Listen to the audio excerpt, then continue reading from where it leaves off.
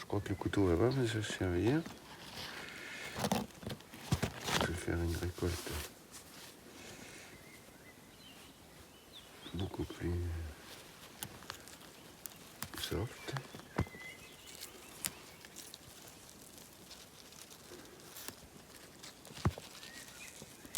Tu feras une nouvelle recette avec des ours glacés? Oh mais oui, avec l'ail des ours, tous les jours on fait de nouvelles recettes.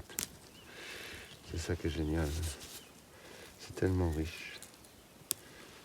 C'est tellement pratique. Et comment tu les as trouvés alors Les stations d'ail des ours? sous la neige? Non, c'est pas une bonne question. Ah, si, on les trouve parce qu'on sait où elles sont, quoi. C'est comme l'hiver, on ramasse quelques bulbilles. Il n'y a plus rien qui indique qu'il y a de l'ail des ours, c'est juste la connaissance du terrain qui fait qu'on est capable d'aller se chercher à manger quand on veut.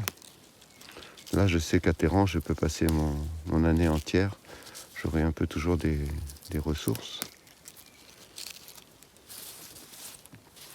C'est fabuleux quand même, tous ces trésors. Pas des grandes variantes du coup?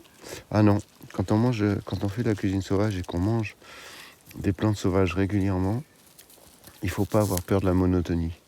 Parce que les plantes sauvages poussent par période. L'époque de l'ail des ours, tu manges beaucoup d'ail des ours. L'époque de l'ortie, tu manges beaucoup d'ortie. Une fois qu'elle est montée à graines, tu n'en manges plus. Il faut que tu attendes les repousses. Donc c'est souvent des monodiètes qu'on fait qui peuvent durer 10, 15 jours, des fois 3 semaines. L'ail des ours, ça peut durer 3 semaines, 1 mois.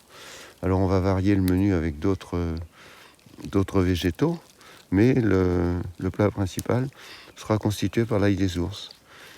C'est comme ça que j'ai passé une fois 3 semaines au Yukon en mangeant principalement de la mertensia, qui est une espèce de bourrache sauvage qui pousse en Alaska. Pendant 3 semaines, ça a été mon légume principal. Donc si vous n'aimez pas la monotonie dans les plats, si vous n'avez pas un petit peu d'imagination au niveau gastronomie et cuisine, eh bien, vous êtes un petit peu malheureux.